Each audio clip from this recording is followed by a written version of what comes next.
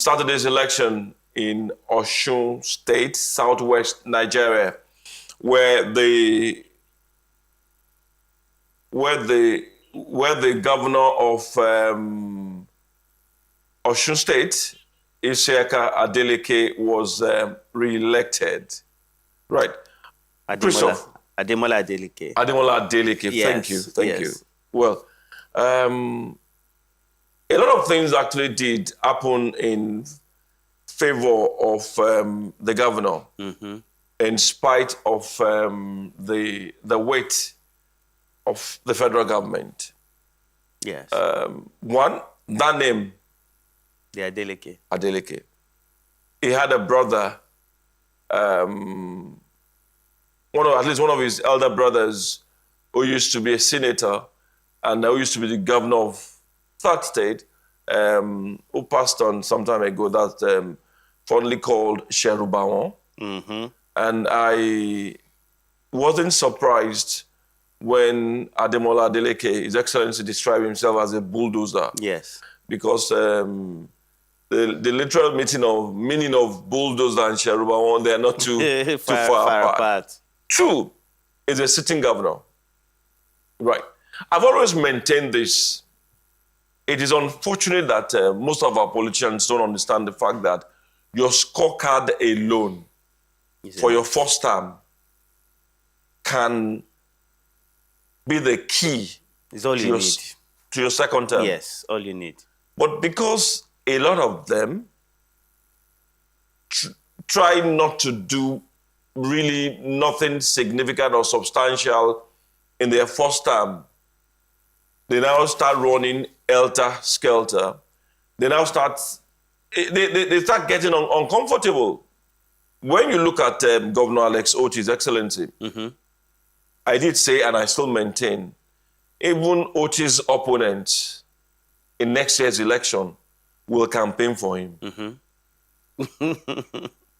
Why? He has done what almost everyone who has been governors in that state, they've not done.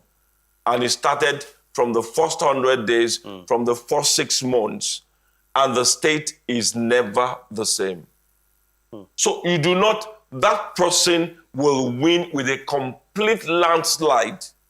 And if you observe very well, federal might or no federal might, they are not nearing Abia State at all. No, they will not. They can't even try it. Because common sense has told them that this man is in a world of his own.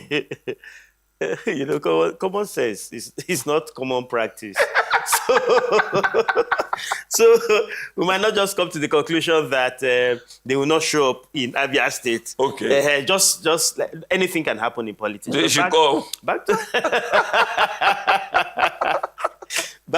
Osun State.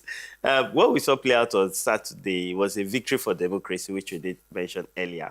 The fact that in spite of all the odds, he bulldozed his way through with the backing of the people. You know, where prior to the elections, there were incidences of violence here and there, and it raised certain concerns about the possible outcomes of the elections, given that we saw heavy military presence, we saw the level of security awareness and all of that.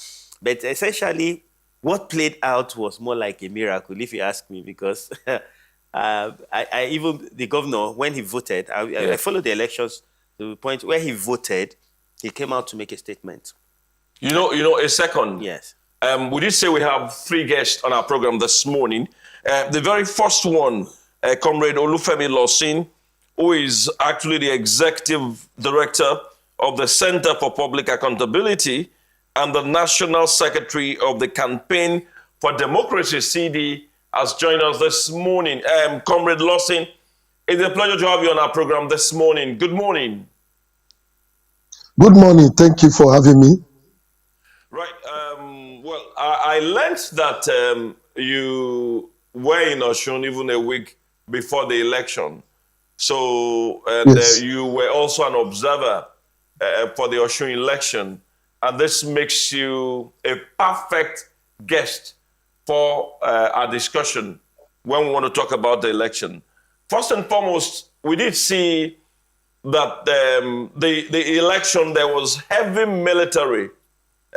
Security was extremely tight. But first, walk us through, while you were carrying out your duties and responsibilities over there in Osun State, walk us through the places you went to, some of the local governments you went to, how the election went, before we get to the nitty-gritty. Thank you once again, and good morning to our viewers. Osun election was an interesting one. It's a familiar terrain as far as I'm concerned, but I haven't been on ground for since Monday, prelude to the week Saturday's election. I had the opportunity, alongside some members of my team, to travel across the 373 states, through major towns of Ilesha, Ife, Oshogbo, Ikiru, and of course the western part, Ede, Ejibo, as the case may be, to feel not just the pulse of the people, but also assess the readiness of the people for the election. And you could see from the beginning of that week that the people of Osun, despite the incidences that were witnessed, days prior to the election, the people of Osun were really prepared and ready for that election. You could see the level of preparedness, even up to the villages of Osun. They were in anticipation of that Saturday, and that's why I was not surprised eventually when we saw that turnout of voters on Saturday. We had expected that more people would participate, because in Osun, over 2 million people registered to vote, about 2.3 million, about 1.9 got their PVC, and unfortunately less than, just a little over 1 million, participated in the election, which is not so bad. But I strongly believe in future elections, more of our people should take elections seriously as a civic responsibility, just the same way we say paying our taxes and other obligations as compulsory. It should not just be an affair for the politicians. Thank you so much, comrade. Just like Dikishagu mentioned earlier, prior to the elections, there were concerns about security. We even saw heavy security presence and all of that. Now, but the level of intimidation gave some people certain concerns. Remember, the commissioner for police had issues with the governor to a point that he even thought that they sent him out of the state. But things turned out differently. What do you think was really responsible? Because there were huge concerns about the safety of people, about the fact that it could turn violent. But we saw that we didn't see cases like that. What do you think played out that led to that kind of, say, some kind of peaceful elections, as it were? Thank you. Beyond the role of the security agencies, the people of Osun were also determined to ensure that they have a peaceful election. And you see the very unfortunate incidences that were witnessed weeks before the election were majorly out of the desperation of politicians, majorly from the two leading political parties to win that election. We saw a situation whereby even a serving senator of the Federal Republic openly asked its supporters to kill members of the opposition political party, that is their call. It is very sad, because election should be war. And that was not the singular instance. We saw that politicians also making very, very terrible statements that seeks to threaten the peaceful conduct of that election. But the fact that we have enough security on the ground beyond the police, but one of the reasons, from my own point of view, that was responsible for the violence witnessed before that was the partisan role of the Osun State Police Command. Wow. The police command in Osun could not hide its bias towards the leaning of a political party. And that is why the call became intensified that the then Commissioner of Police be transferred out of the state for this election. If the police on the ground has been effective in his job, I know a lot of perpetrators of this violence would have been arrested and prosecuted before the election, so there would not have been fear. But the moment we had other, police and security agencies coming from other parts of the country to join forces with those on the ground for this election, it was easier for the people to feel more protected. It was an opportunity to build confidence in the mind of the people. Even though I don't advocate the presence of military in our elections, but the truth is that the presence of the military during the election also curtailed a lot of excesses of these perpetrators of violence during the election. Okay. Well, Comrade Lawson, the statement by Senator Fada Osun, I think they were quite uncharitable, even though he did make a recant some few days after that statement. But let us, I might be asking you a two-pronged question. I like what you talked about the police and the fact that they had a bias, obviously, towards the ruling party. That's the APC, obviously, though. But I'm wondering if and when we do have state police functioning in all the states in Nigeria, and we have elections like this, whether off-cycle or not off-cycle, and we have the police showing extreme bias to the ruling party in that state, particularly to the governor, who definitely will be the chief security in all ramifications. What will be the fate of the opposition parties? That's question one. Question two, vote buying. Did you notice any of those in Osun election? Yes, thank you. First of all, the question of what becomes the future of state police eventually created is not should be seen beyond what could be their role in elections. The need for state police overweighs the issue of election as far as our nation's security challenges have become, a thing of concern. And it's a system that is long overdue. It's a system existing already in several parts of the world. And I think citizens have a role to play in holding either state police, the army, or the federal police accountable for their actions and inactions at every given time. So we must not see it as an establishment that is coming, that will become so robotic that may not be controllable by citizens, but rather by the governor. I think as Nigerians, we can decide how these institutions can work, because we have seen a lot of reforms, even in the federal police, that are product of citizens, actions. We were all here when police brutality, even though not totally over, was at its height before Nigerians insisted through the EndSARS protests and subsequent, actions. Even the democracy itself that we're talking about today is a product of citizens' action and demand. So I believe strongly that when eventually we have state police, we may, as Nigerians, be able to prevent it from becoming a tool in the hand of politicians to the extent that it can be used to manipulate elections. And on the issue of vote buying has become a culture in our political process and elections. And I always want to hold the citizens responsible. Why do I say I hold the citizens responsible? We're not sure. We witnessed incidences of vote buying, some prior to the election, and some even on election day.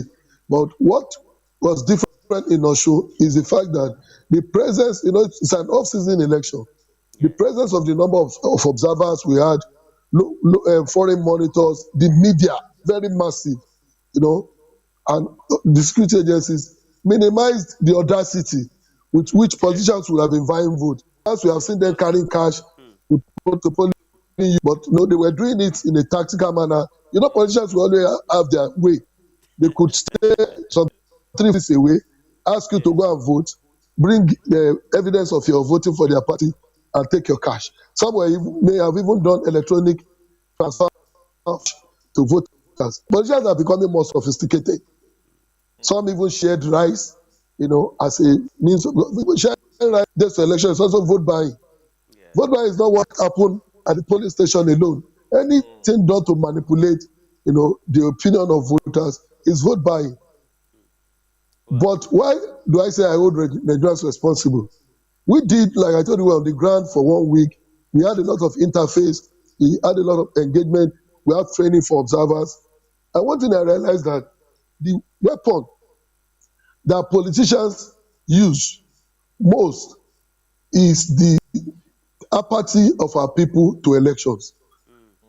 I see that it becomes very practically impossible for politicians to buy vote in the manner with which they do now if our people turn out en masse to vote. For instance, in Osun, we had 1.9 million PVC holders. 1.9 million PVC holders.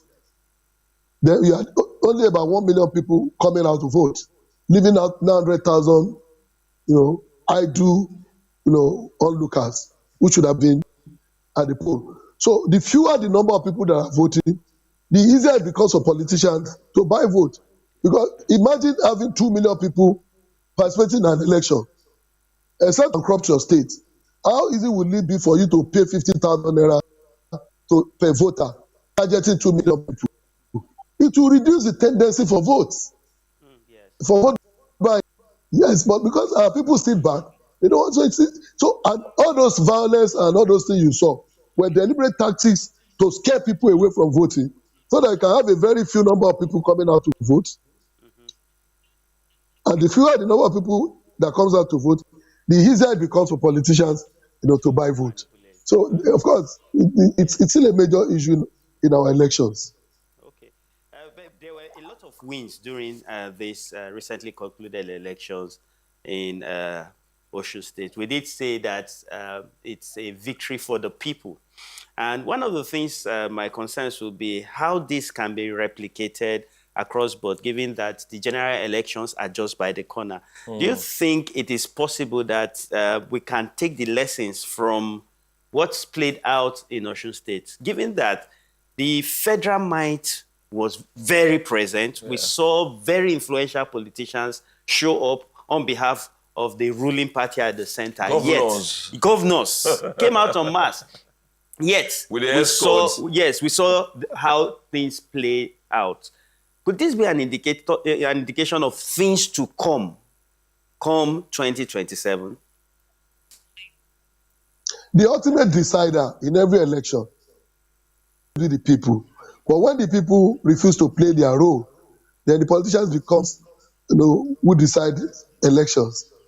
One lesson I learned from Osun, and which Nigerians must take away from Osun, is the ultimate power of the people.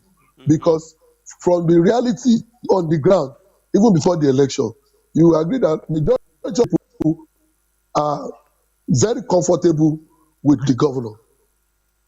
Even the external forces understand that reality. That's why you saw that level of mobilization, you understand, by the APC to ensure that they have enough presence on the ground. At the point, it was even reported that one governor is to man one local and all those kind of things.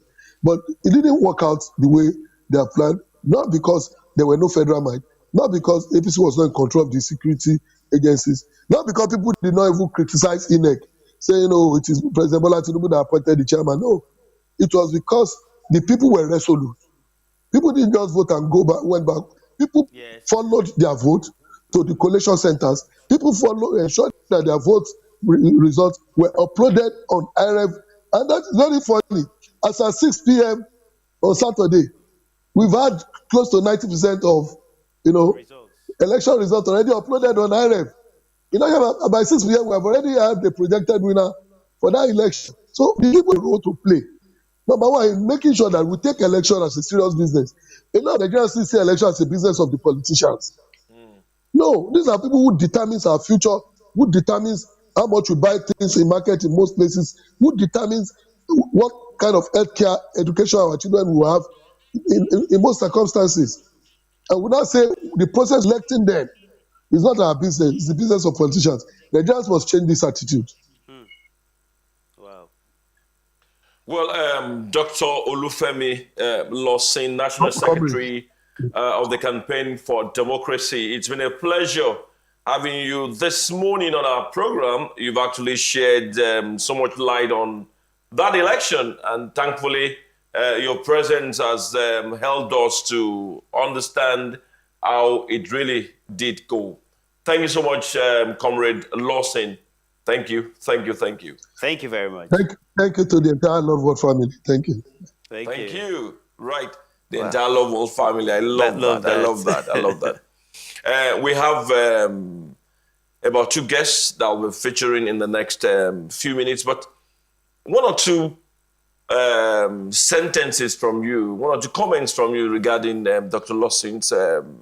Comrade Lawson. Comrade Lawson. Yes. Yes.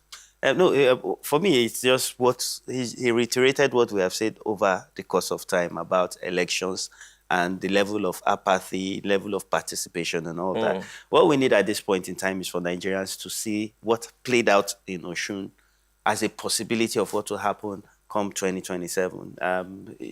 The sequence of people coming out en masse to vote, one, then not just coming to vote, stay while their votes are counted, then ensure that they are uploaded accordingly.